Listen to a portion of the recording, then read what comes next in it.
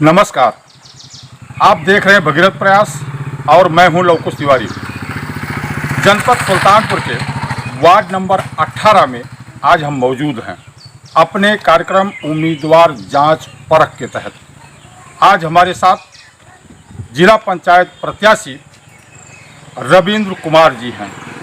आपको यहाँ बता दें कि ये क्षेत्र एससी सुरक्षित है। रविंद्र कुमार जी सुशिक्षित हैं, पोस्ट ग्रेजुएट हैं, युवा हैं। तो चलिए हम सीधे बात करते हैं रविंद्र कुमार जी से। रविंद्र कुमार जी, भगीरथ प्रयास के उम्मीदवार जांच परख कार्यक्रम के में आपका स्वागत है। बहुत बहुत धन्यवाद आपका। क्षेत्र की जनता आपके बारे में जानना चाहती है। आप कृपया बताएंगे कि आप मूलतः निवासी कहाँ के हैं? मैं रविंद्र कुमार, निवासी गुप्तारगंज ढिसरुआ, जिला सुल्तानपुर, और प्रत्याशी के रूप में मैं आया हूँ। वार्ड नंबर 18 है ये। और आप ढिसरुआ गुप्तारगंज के निवासी हैं, वार्ड नंबर 18 में ही ये पड़ता है जी।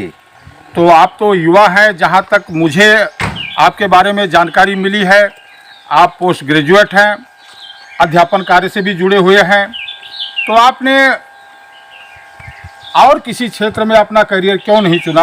राजनीतिक क्षेत्र में अपना करियर आपने क्यों चुना? जी, राजनीतिक क्षेत्र में मैं जो आया हूँ, ये कैरियर बना के नहीं आया हूँ या कैरियर बनाने के लिए मैं यहाँ पे नहीं आया हूँ। आज जैसा माहौल बन गया है राजनीति का, लोग राजनीति शब्द से ही घृणा करते हैं। अगर हम अपना अनुभव बताएं, जिस दिन से वोट मांगने निकले हैं क्षेत्र में, ज़्यादातर लोग यही बोलते हैं कि भैया एक बार आए हो, दोबारा कभी दिखाई नहीं पड़ोगे। अब तक जितने भी उम्मीदवार जीत के गए हैं, उनसे कोई भी संतुष्ट नहीं है।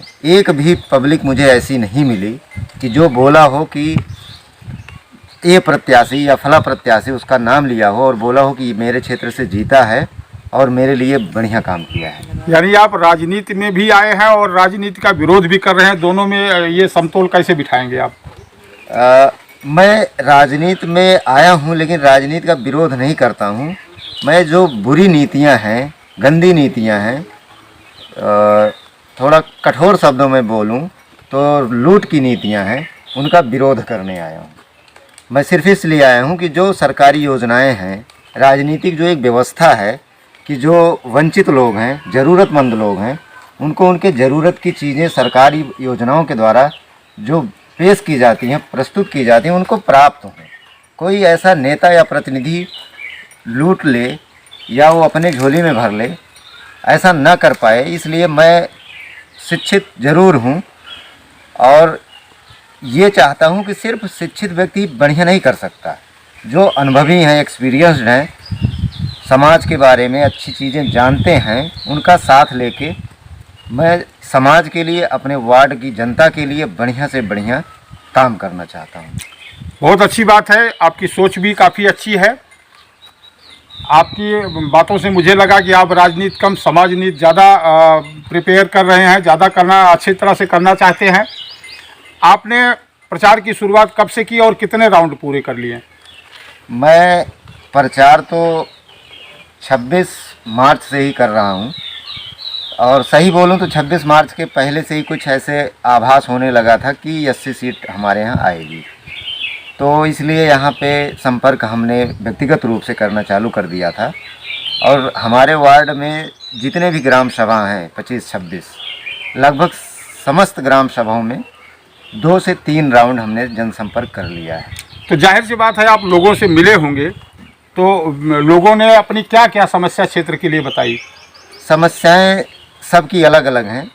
किसी की रोड की समस्या है, किसी की चक रोड की समस्या है, किसी खड़ंजे की समस्या है, किसी की नाली की समस्या है, किसी की नल की समस्या है। समस्याएं बहुत हैं गांव में। जो जो समस्याएं होती हैं, किसी के आवास की समस्या है, किसी की पेंशन की समस्या है, किसी के राशन कार्ड की समस्या है। जिला पंचायत लेवल से आप इन समस्याओं का निस्तारण किस प्रकार करवाएंगे?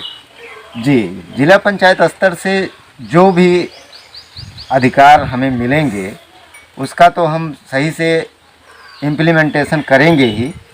साथ में हमारे जो सहयोगी और भी होंगे ग्राम सभा के और सारे प्रतिनिधि, मैं उनसे निवेदन करूंगा और उनसे सहयोग लेना चाहूँगा कि जो भी समस्याएं हैं क्षेत्र की, जनता की, उसको सहयोग करें उस समस्या को दूर करने में। मैं उनसे बड़ा मधुर व्यवहार रखना चाहूँगा। अगर जनता हमें ऐसा अवसर देगी, मैं इसे अवसर भी नहीं कहूँगा, ये जिम्मेदारी अगर देगी मुझे, तो इस जिम्मेदारी को मैं पूरा भरोसे के साथ बोलता हूँ और विश्वास दिलाना चाहूँगा कि बहुत अच्छी तरीके से निभाऊँगा। मैं यहाँ पे चुनाव में आया हूँ और इसलिए नहीं आया हूँ कि मैं कोई प्रतिनिधि बन के रुतबा दिखाना है, नहीं, ऐसा कुछ नहीं है। मेरा सिर्फ इतना है कि मैं जननीति को अच्छे से लागू करूँगा, कल्याण करने के लिए आया हूँ। जन कल्याण की भावना लेके मैं चुनाव में आया हूँ, आगे मैं जनता के ऊपर छोड़ता हूँ। अभी आपने कहा कि जनता कहती है कि जनप्रतिनिधि चुनाव जीते या हारें लौट कर नहीं आते हैं, आपकी क्या पोजीशन रहेगी? हाँ, ये प्रश्न लगभग हर दूसरा व्यक्ति या वोटर हमसे पूछ रहा है, बच्चे भी पूछते हैं, पढ़े लिखे बच्चे। मैं चूँकि टीचर रहा हूँ तो बहुत सारे मेरे स्टूडेंट भी मिलते हैं, तो वो बोलते हैं कि ऐसा तो अब तक सारे प्रत्याशी किए हैं, जीतने के बाद कोई दिखा नहीं आज तक। तो मेरा प्रयास ये रहेगा कि मैं व्यक्तिगत रूप से दिखूं या ना दिखूं, मेरा काम दिखे और उनकी समस्या दूर करूं मैं। और क्षेत्र इतना बड़ा है कि व्यक्तिगत रूप से हर घर पहुंचना, हर गांव पहुंचना वास्तव में थोड़ा मुश्किल है, मैंने ये महसूस किया। लेकिन अभी प्रयास यही रहेगा, आगे अगर ऐसा मुझे मिलता है, उत्तरदायित्व देती है हमारे क्षेत्र की जनता, तो मैं उनकी ये भी जो मांग है, ये भी जो उनकी चाहत है कि हम जीतने के बाद कोई नहीं आता, मैं ज़रूर पहुंचूंगा और उनकी समस्या को निस्तारित करने के लिए पहुंचूंगा। बहुत बहुत धन्यवाद। अरविंद कुमार जी, आप युवा हैं, क्षेत्र में भ्रमण कर रहे हैं, युवाओं से वोट मांग रहे हैं, युवाओं को लेकर आपने क्या विजन रखा है? ये क्वेश्चन आपका बहुत बढ़िया है, मुझे अच्छा लगा। युवाओं को लेके, जैसे आज का जो एक दौर बन गया है, माहौल बन गया है, ज़्यादातर युवा पढ़ाई को लेके भ्रमित हैं या हम कहें उससे दूर होते जा रहे हैं। तो हमारा विचार ये है, मेरी एक प्लानिंग है कि जो युवा हमारे हैं पढ़ लिख के बेरोज़गार हैं, उनके लिए मैं जगह जगह पे लगभग प्रत्येक ग्राम सभा में, चूँकि शिक्षा का एक व्यापक क्षेत्र है, हर कैंडिडेट को बोले, हर मतलब बच्चे को इसकी ज़रूरत है, तो जगह जगह पे हर ग्राम सभा में मैं मिनी कोचिंग खोलूँगा और लाइब्रेरी बनवाऊँगा, जहाँ से बच्चों को अच्छी शिक्षा मिल पाएगी। और जो युवा हैं पढ़ने के बाद, अपनी पढ़ाई पूरी करने के बाद कंपटीशन की तैयारी करते हैं, तो वहाँ पे अपना 1-2 घंटे का अध्यापन करेंगे और उसके बदले में उनको कुछ हम पारिश्रमिक देंगे, जिससे उनका अपना जेब खर्च भी निकलेगा, पढ़ाई का खर्च निकलेगा और वातावरण भी बनेगा और शिक्षा का एक बेहतर माहौल ग्राम सभा या ग्रामीण स्तर से शुरू हो जाएगा, जिससे हम ये कह सकते हैं कि ज़मीनी स्तर से शिक्षा को हम एक अच्छी नींव डाल पाएंगे। बहुत बेहतर। माताओं, बहनों, बुजुर्गों के लिए भी आपने कुछ सोचा है? जी बिल्कुल, माताओं बहनों के लिए, हमारी जो माताएं हैं ज़्यादातर जो ज़्यादा उम्र की हो जाती हैं, बुजुर्ग माताएं हैं, तो उनके लिए बहुत सारी सरकारी योजनाएं होती हैं। उससे रिलेटेड जो भी अच्छी बातें हैं या योजनाएं हैं, उनको हम अवगत कराएंगे, जागरूक करेंगे और उनको उसका लाभ दिलवाएंगे। ये अब तक चलती भी आ रही हैं और चल भी रही हैं, तो उस योजना को घर घर या उस ज़रूरतमंद तक पहुंचाना, ये मेरे प्रयास में रहेगा, मेरे प्रमुख प्रयासों में से एक रहेगा। ये देश के राष्ट्रपति महात्मा गांधी जी, भारत के प्रथम प्रधानमंत्री पंडित जवाहरलाल नेहरू जी ने और संविधान निर्माता डॉक्टर बाबा साहब आम्बेडकर ने भारत को लेकर, भारत के गांवों को लेकर, भारत के दलित पिछड़े समाज को लेकर एक सपना देखा था कि भारत का जो सबसे निचले स्तर का व्यक्ति है, जिसको हम दलित कहते हैं, एससी कहते हैं, वो एक दिन जो है समृद्धि की ओर जाएगा। तो एससी समाज के लिए, दलितों के लिए आपने कुछ स्पेशल सोच रखा है? क्योंकि ये एससी सीट है, इसलिए मैं ये सवाल आपसे कर रहा हूँ। जी, सवाल ठीक है आपका। मैं किसी जाति या समुदाय विशेष को ध्यान में रख के हमारी कोई योजना नहीं है। हम ये देख के काम करेंगे या यही देख के काम करने का हमारा विचार भी रहता है, हमारी जो जैसा ज़रूरत रखता होगा, जो जैसे ज़रूरतमंद होगा, मैं उसके लिए वैसा हेल्प करना चाहूँगा, वैसे और उसका सहयोग करना चाहूँगा। मैं कोई जाति या समुदाय, 80 सीट ज़रूर है प्रतिनिधित्व के लिए, ऐसा है, लेकिन मैं इस विचारधारा पे काम नहीं करना चाहूँगा। मैं जो जिस चीज़ के लिए ज़रूरतमंद होगा उस पे मैं काम करना चाहूँगा। बहुत बहुत धन्यवाद।